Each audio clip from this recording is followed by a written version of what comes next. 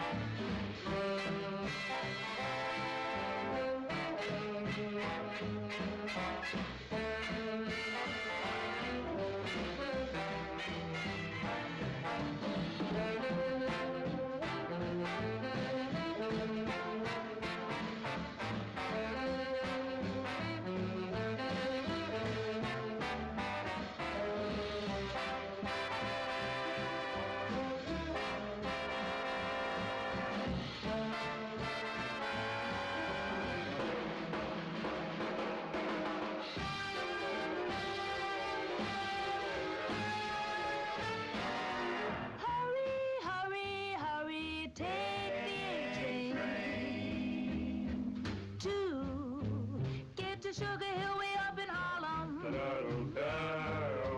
If you should take a train, you get to where you're going in a hurry. Hurry, hurry, hurry, now it's coming. Can't you hear the rails are humming? If you should miss the A train, you'll miss the quickest way to get to Harlem.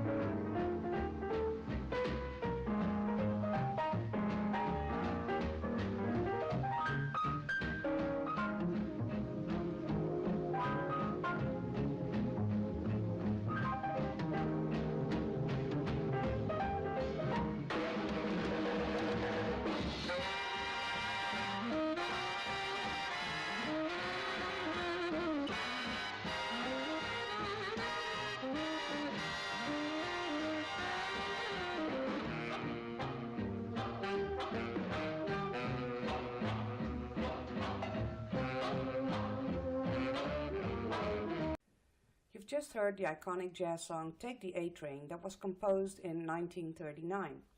Now you might wonder, why are we taking the A train and why are we going to Harlem and why exactly are we in such a hurry to get there? We're not just going to Harlem, we're going to Sugar Hill. Sugar Hill in Harlem, New York, was the mythic hub of the Harlem Renaissance, which took place between the 2 world wars. It was the fanciest African-American neighborhood in the whole United States.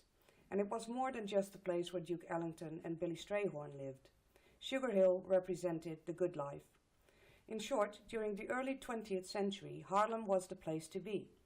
For many decades prior to the 1920s and 1930s, African Americans from all over the country dreamed of living there. There were stately homes and apartments to live in, and the entire area had its own uptown high society quality about it, which is what gave way to the name Sugar Hill. The sugar part refers to money and the sweet life. The area attracted many African Americans who would later become famous. Their fame and notoriety would aid in the advancement of colored people and open many doors for future generations. Among the famous people who lived there, you'll find civil rights activist W.E.B. Du Bois and famous authors such as Langston Hughes, Ralph Ellison, and Zora Neale Hurston. As the term suggests, the Harlem Renaissance was the rebirth of discovery, of learning, and expansion for people of color, and Sugar Hill in Harlem was at the heart of it all. So the Harlem Renaissance was a flowering of African American social thought, which was expressed through paintings, music, especially jazz, dance, theater, and literature. You can find Harlem in New York City on the island of Manhattan, as you can see on the maps. The Harlem Renaissance and Sugar Hill were located in the Harlem district of New York City, and the new Negro movement, as it was called back then, had a major influence across the United States and even the world. So how does the Harlem Renaissance connect to the Great Migration? The economic opportunities of the era triggered a widespread migration of Black Americans from the rural South to the industrial areas of the North and especially to New York City. In cities such as New York, Black Americans explored new opportunities for intellectual and social freedom. Black American artists, writers, and musicians began to use their talents to work for civil rights and obtain equality.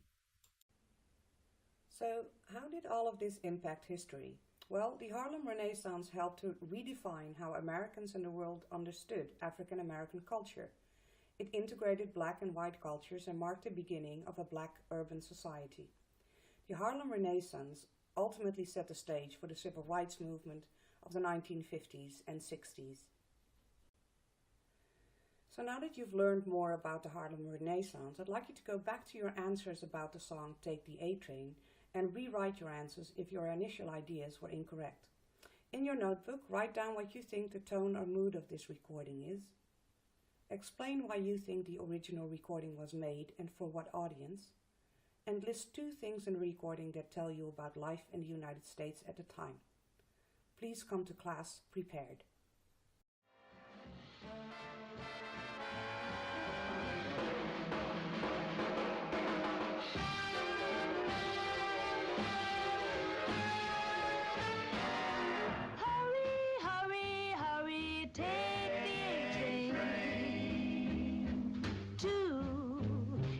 Sugar Hill way up in Harlem. If you should take a train, you get to where you're going in a hurry. Hurry, hurry, hurry, now it's coming. Can't you hear the rails are humming? If you should miss the